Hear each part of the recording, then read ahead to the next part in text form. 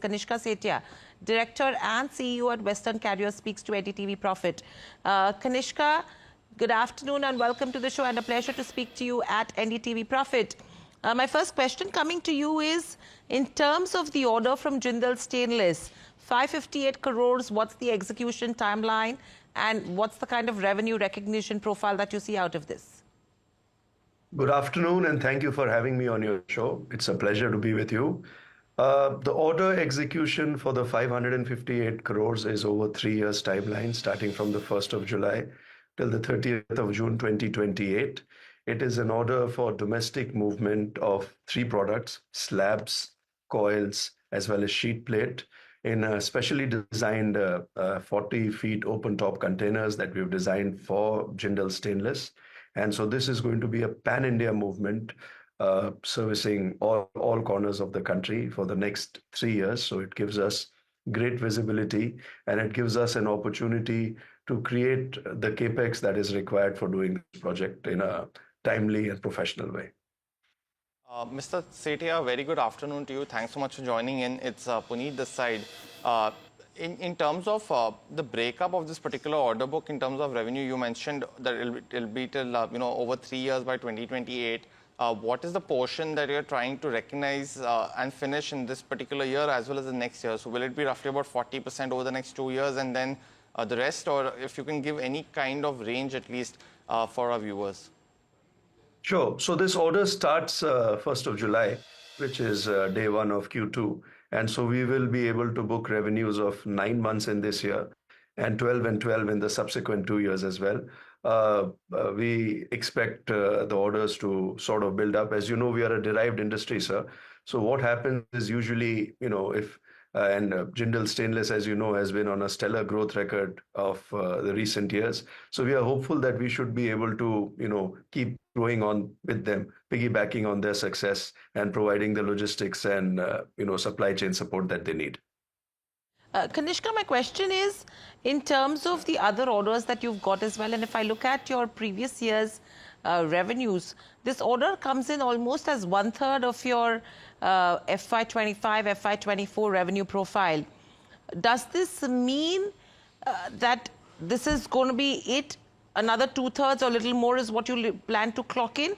Or how much is the kind of expansion you're looking at in terms of your top line margins and bottom line for FY26 and the subsequent years? Fair question. So a third of these revenues will get derived every year.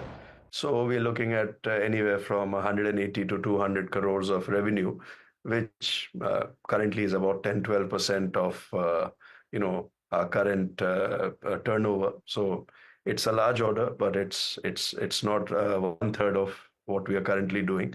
We also have large orders from other stellar corporates like Vedanta, which gave us almost an 1,100 crore order earlier in this calendar year, I think, which is one of the largest logistics orders in combination with what we've just achieved from Jindal Stainless. So what I want to say is that the work orders that we have, they give us a broad opportunity to actually, run the supply chains in a very efficient way for our customers. These are all long-term work orders spanning 3-4 years in most cases. So we have very good, future outlook. We have very good order books for the next 3 years and 4 years. And so we have enough time and plenty to actually plan our supply chains and our capex around what our customers need. So we are seeing very, very, strong demand from our large corporate customers, and we are planning, our supply chains around that. Mr. Setia, just one question on, in terms of last year, because we've seen that the EBITDA margins have also taken a slight hit compared to FY24, while essentially the working capital days have also been increased to about 111 for the year. How do you plan to mitigate both those aspects going into next year? Because even when you came for an IPO, the EBITDA margin used to be stable at around 8% for the year, a couple of years before. So if you can address that aspect, and what should be the expectations over the next year? Puneet, I want to say that, last year was an exceptional year. We derive a large amount of our revenues from our customers doing EXIM business. And EXIM business had really strong headwinds last year, to put it politely. the supply chain disruptions, not only for us, not only for us as a country or as a company, but globally was massive. So, the erratic vessel schedules, erratic transshipment port movements, erratic vessel arrivals, that played havoc on the margins, which was basically hit because of the EXIM business.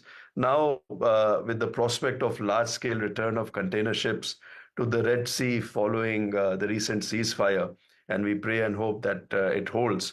This is a great opportunity for us as a company that we are hopeful that this should flood the market with shipping capacity as global TEU per mile demand would decline by about 6% basis what our understanding is. And if this happens and there is large scale return of container ships into the Red Sea and Suez Canal instead of the larger route around Cape of Good Hope in Africa, what it does is it reduces your transit times as well as it increases the supply of vessels. And so if your transit times reduce and the supply of vessels increases, that should dramatically reduce freight rates for EXIM trades. So, Kanishka, my question to you is then the kind of decline that you saw in terms of profitability in the third quarter and the fourth quarter, how do you see it improving now, taking into consideration exports will bump up? And what percentage of your revenues are coming in from exports currently? To which regions? Okay, so if we look at the container numbers for exports, we in FY24 were about 72% of our TUs, 151,000 odd, came from EXIM numbers, which declined by 12% last year to about 133,000. But what we could do, which we put in a lot of effort, is we grew our domestic business by 32% year on year last year, from about 61,000 odd in FY24 to about 80,000 in FY25. So we are seeing very strong demand from our customers domestically, and fingers crossed. If the geopolitical situation remains stable as it is for the last 2 to 3 days, we are hopeful that the EXIM demand will also take a huge spurt. So that's what we are hoping. We're already getting long-term commitments from large customers, pan-India. Large contracts we've made visible is available. You've seen what we've done over the last year or so in that, and seeing lots of demand. So we've actually, because there's so much demand that we are seeing, we have planned a major capex in this year as well. We did a capex of approximately 70 crores in the last year, and we have an intention of further doing a capex of about 100 crores in this financial as well to take care of the growing demand. Just one last question from my side, Mr. Sethia. Essentially, what's the kind of, I'm not sure if you give this number, growth outlook for next year? And essentially, in terms of diversifying also, because you have already received an order from Vedanta, as you mentioned, now the other one from Jindal as well. The components or the contribution from the metal space is over 50% for you. Are you looking to diversify that, or is it because the growth is coming from there for you? That contribution could stay there and margins could, improve on the factors that you just mentioned? It's a mix of both, actually. See, a lot of demand for supply chain, complex supply chain, multimodal that we do comes naturally from the metal side. But we as a company have a natural hedge in that we are not sector dependent, we are not metal dependent, nor are we customer dependent. So in metals, we work with aluminium, we work with steel, we work with zinc, and all the metals have a separate cycle. If you track them on the London Metal Exchange on LME, you will find that they go in complete variance. So that's a natural hedge that's built into the business. Over the years, we have actually also grown our business in other sectors. MSME, which was contributing almost zero of our revenues 5 years ago, is about 13-14% of our order book now. Together with industrials, adds up to about 20%. So that's a huge area of growth for us.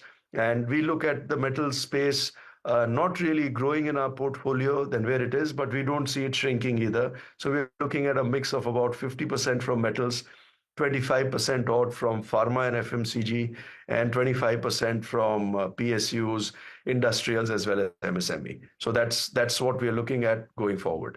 Right, a strong run that the stock has seen from the month of May itself as well. But thank you, Kanishka, so much for joining us on the show and sharing your views. And that's The stock 5.5% up move on the back of the order win that they have announced.